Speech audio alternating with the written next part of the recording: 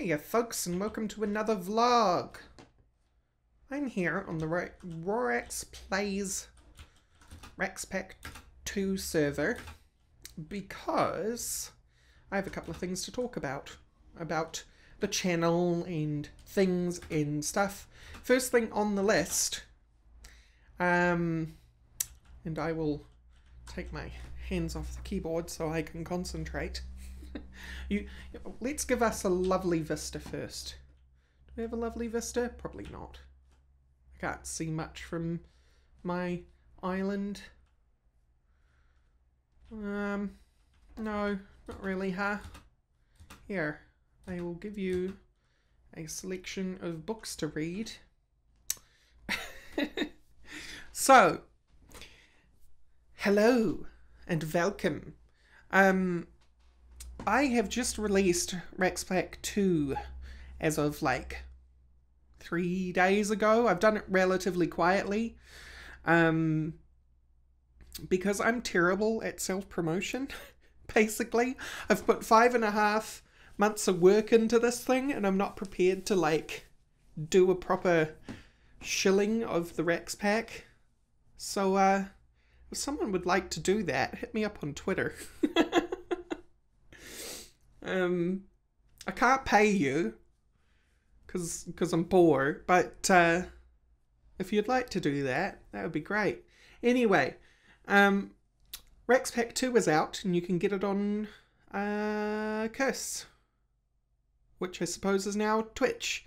The Twitch launcher now has the Raxpack 2 1.01 because there was a little bit of bugs in the release. And you can go and retrieve it and play it for yourself. It is a lovely, lovely book. Lovely mod pack. I like to think so. It'd be terrible of me to say that it was bad after 5.5 months of working on it. And I have my own guide. Ta-da! Which I've written all the intro to and all the index and stuff. Welcome and thank you for choosing to play the Raxpack 2 mod pack for 1.11.2. This mod pack started out as an exercise to prove that during a time when people were sticking their heels into 1.10 that a mod pack for 1.11 was possible. That we as a community should strive to keep pushing forward and to explore what later versions of Minecraft have to offer. And so with that, Raxpack 2's theme was born: exploration. Not only would it be about exploring a new version, but exploring new playstyles and exploring mods that normally take a backseat to other more popular mods. And of course, exploring a richly detailed world created by some of the finest world generation our community has to offer. In the pages of this guide, you will find not quests, but directions on what the Raxpack 2 has to offer and how best deal with some of the challenges within.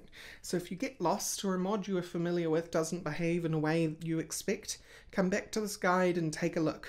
I really hope you enjoy this pack and keep exploring both literally and figuratively. Much love, Rorax. So then you go into getting started, and we'll go back to the index here. So as you can see, it even covers the tweaks that have happened in case you're confused as to why something you expect is not working the way that you had hoped. So yeah, Raxpack 2 is out, and with that, you can expect that I will be starting my single player series of Raxpack 2 very, very shortly. Whether that's this week even, or next week, it is that soon. It will not be long at all. I'll probably, even after recording this, probably fire up the single player server, which I now have, so that I can start recording the first few episodes of the Raxpack 2. And that will be a long-term single-player server. Series. Long-term single-player series. So, if you are interested, here comes the shilling. If you are interested in playing the Raxpack 2 with some lovely, lovely people, go to my Patreon, and it's only $1 a month, and you will have access to play on the Raxpack 2 server. And being that it is version 1.01, anything from this point means that the server will be long term. So this server is going to be up and active for as long as I can possibly sustain it, or that it is reasonable to do so.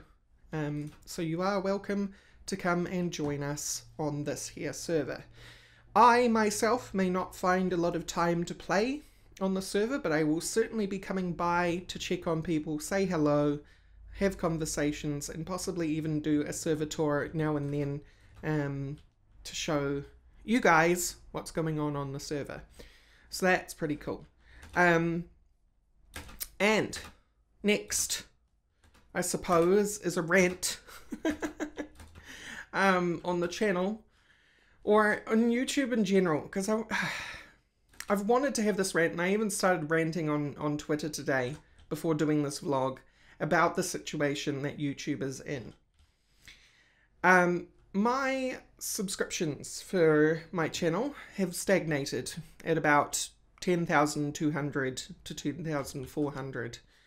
And that's a lot of people. That's a lot of people. And I love all of you. I really do. I'm not just saying that. It benefits me to say that, but it's not the reason I do say that. The reason I say that is because you allow me, somebody with a pretty severe mental illness, that being my panic disorder, to have a form of income and the ability to actually do work, because I am not in a way which is useful to most of normal society, at least not most managers and things. If I have a panic attack in the middle of the day, then I have to go home, and I may not be able to work the next day either because my nerves get shot and my brain is fried. Such is the effect of some panic attacks, or I just underperform in general because of anxiety.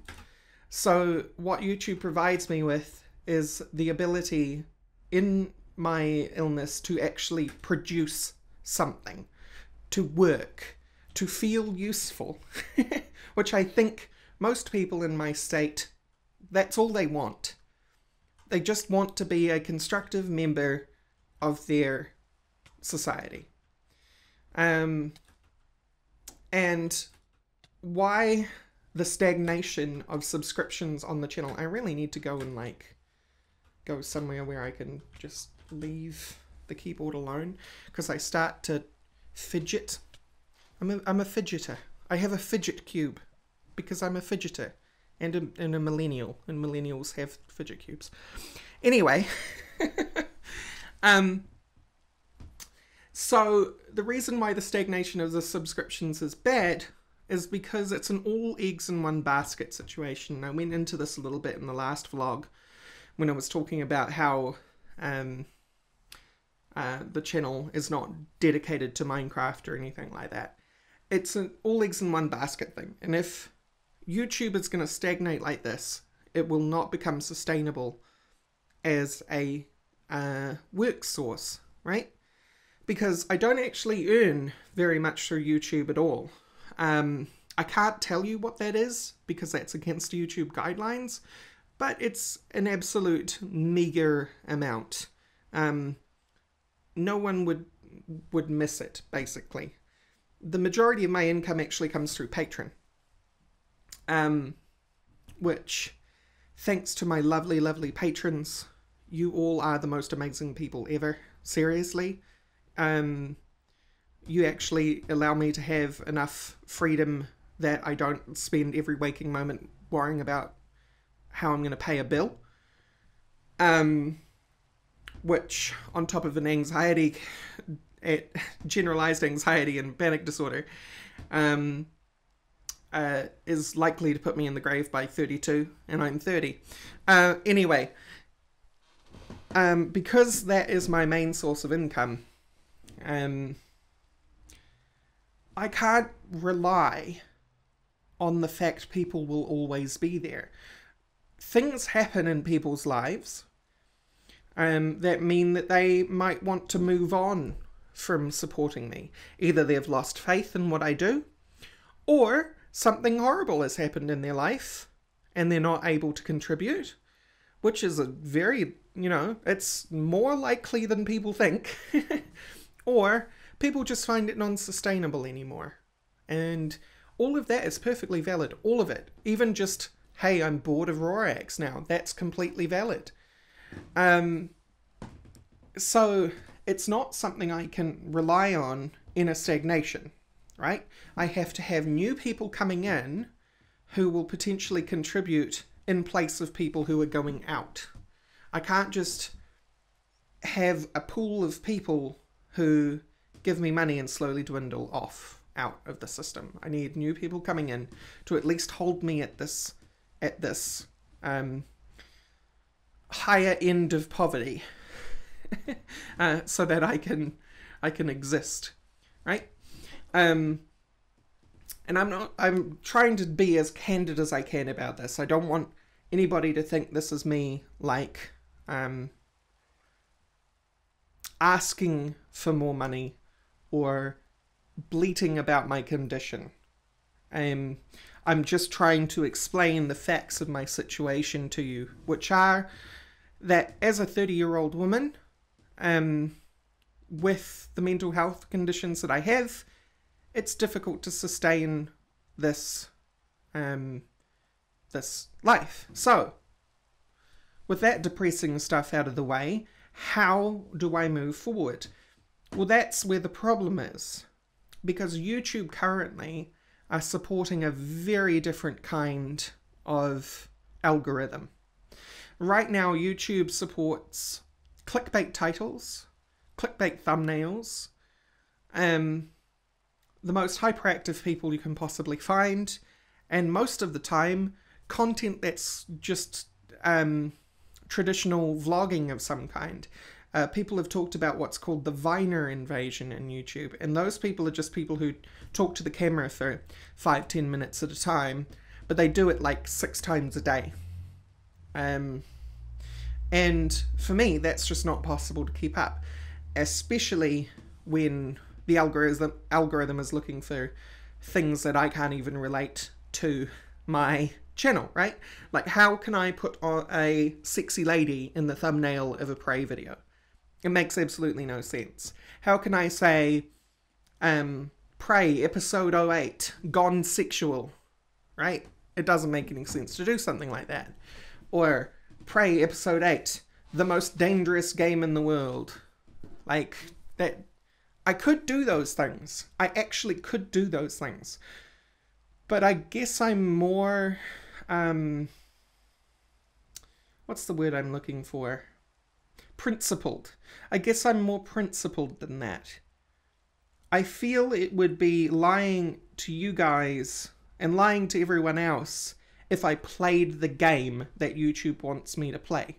If I played the meta of YouTube and sought those kinds of clicks, this channel would be a very different channel. For a start, it probably wouldn't even have games in it whatsoever. It would probably be a vlog channel, and I would probably be doing horrible pranks. Not even good ones, just mean ones. Or I would be like filming myself in provocative poses and complaining about my day, you know? And more power to those people. Like, that's some good hustle. That is some great hustle, actually, that they're able to do that. But my own personal principles don't allow me to do that. They don't allow me to turn my channel into something it's not. So, where do you go from there? Well, there's self-promotion, right? Actually, let's go back a step and just continue talking about discoverability. If you look up Prey, if you look up RimWorld, if you look up Dark Souls 3, I'm not on the first 20 pages of the search. The first 20 pages do not contain me. And I don't know how many more pages than that, because I just went 20 pages deep and I wasn't there. I could be 40 pages deep 50, 60 pages deep. But whatever that is, that's too many. Most people wouldn't even go 3 pages deep, let alone 20. And I don't show up for any of the games that I'm currently doing. As for Sight Unseen, I actually haven't checked the discoverability of that, but I hope it's better. I really do, because it's something like Sight Unseen, that's its entire reason to exist, is discoverability. So people go into YouTube and they type in cave blazes, or they type in dead cells, and there's my video, right? Or at least in the first 3 pages, because they want to find out what that game's all about. So the discoverability of my channel is awful, and that is why 100% that is why my subscriptions are stagnant. They're 10k, 10.2k, and that's where they'll sit, unless something changes. But I don't know what to change. The only other thing that I can think of changing is that I need to self-promote more. But again, I don't know if I know how to do that, because I'm not a businesswoman in that sense. I'm a businesswoman in the sense that I can run my own office, and I can do a job, and I can produce content, but I don't know how to seek an audience. I don't know how to be public relations in terms of discoverability. I don't know how to self-promote. I'm too nervous to self-promote. Actually, more so, I'm too cynical to self-promote. I'm way too cynical to self-promote. If you saw my self-promotion on Reddit today in R Gaming, I don't know how many people have actually seen that, but it's got 5 upvotes. There's me being cynical, right there. That sentence I just said, 5 upvotes and blah blah blah, that's me being cynical. And I just started doing that naturally, and I just caught myself right now by telling you this. But the whole Reddit post itself is kind of cynical. At the very end, I actually said, and I couldn't help myself, I highly look forward... I cynically look forward to the slightly higher click-through rate on my videos. Because I have such a low opinion of self-promotion. I don't have a low opinion of other people doing self-promotion. I have a low opinion of me doing self-promotion because I don't know how to do it, and I'm not confident it's going to work for me. Because I've never had that kind of training. My training is in programming, it's in animation, it's 3D animation, it's a lifetime of being a gamer. It's not in PR, it's not in selling things. I've been in retail before, and those were my shortest terms in any kind of work, because I couldn't sell, I couldn't push. And that's what YouTube wants from me. And this is why I think a lot of people end up being part of an MCN, or a multi-channel network as they call them, because there are people who are part of an MCN whose entire job is to sell you, is to make you look great, is to put your name out there on forums, is to talk to other people, is to go to events and tell them, hey, there's this awesome chick out there called, and she has a channel called Rorax Plays. That's their entire job, so that the people part of the multi-channel network can do that. Although I don't want to join a multi-channel network, and not because I don't believe in it or something. Well, it is because I don't believe in it. Specifically, as YouTube stands right now, multi-channel networks are not good for anything except putting yourself in a corner. Signing you up to a contract and giving most of your income to the multi-channel network, or doing things the way that the multi-channel network does, which is not in your particular style. The only time it actually becomes beneficial to join a multi-channel network is when you join a large multi-channel network, a well-known multi-channel network like Maker or Normal Boots or something like that, right? In terms of gaming. But joining one of the little multi-channel networks is little more than signing your name to a piece of paper that traps you into a contract that you can't leave easily. So that's why I avoid doing anything. I mean, I get emails all the time in my business email asking me to join multi-channel networks. And they're all multi-channel networks I've never heard of. Supporting people I've never heard of. And I suppose you've got to start somewhere. That's true. But not with a multi-channel network that's likely going to stagnate me further. Because there is no guarantee that they're going to produce more subscriptions for me. They just say, hey, join the multi-channel network and we'll ensure that you get X amount of percentage of your income.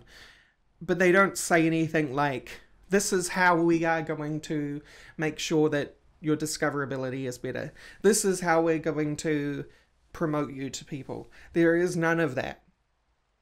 And I believe that's intentional. And so I haven't submitted to a multi-channel network. So what the hell is this rant all about?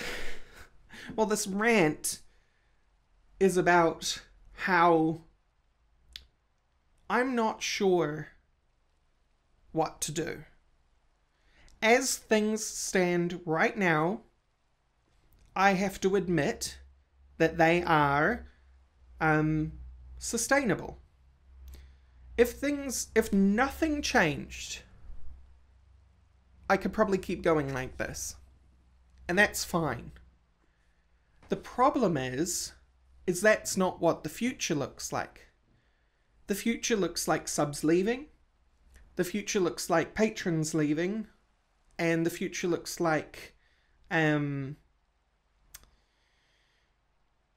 newcomers, basically, because my discoverability is so bad. And I love what I do. I really, really do. I have to iterate because this has been so negative sounding. I need you guys to understand I love this job. I love it because it allows me to take some semblance of control over my life again. And that's fucking amazing, to be quite honest with you. But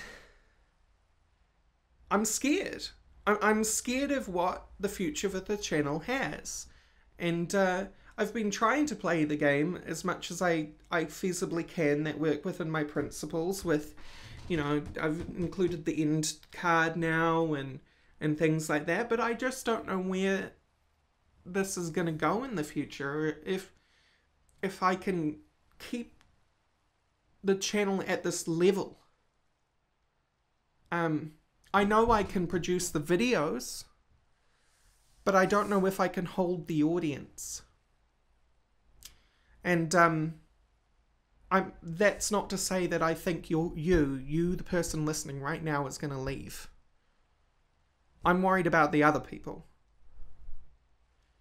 You know, the people that aren't you. And when you look at that as a broad level, that means people who don't pay attention to this vlog or don't care. Because there will be a certain percentage of my audience that do that. And that's fine. Again, I'm not against that sort of market. That's not my intention. People are welcome to come and go as they please. But I still have to think about that. I still have to include that in my plans, include that in my schemes, my schedule. I have to try and pull more clicks. I have to try and do that sort of thing. And there is no good answer to this, by the way. I'm ranting and ranting and ranting, and there isn't actually any good answer to this. Not as far as I can see. Not unless I had more money where I could, like, hire people to sell me, right? But I don't.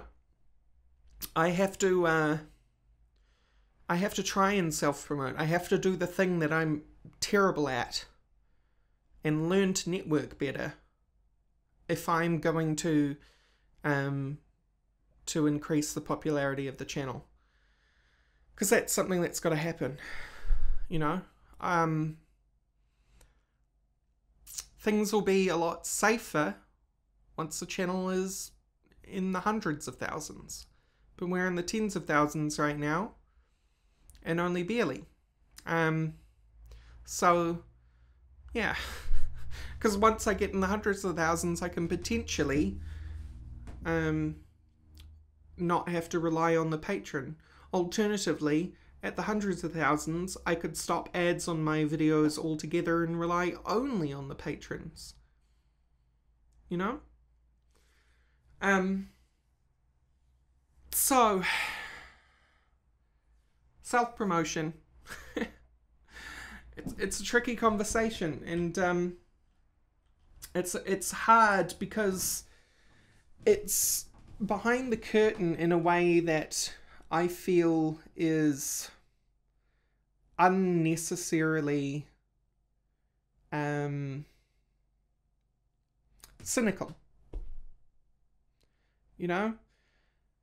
You guys don't want to think about the fact that you are money in someone's bank, I'm sure.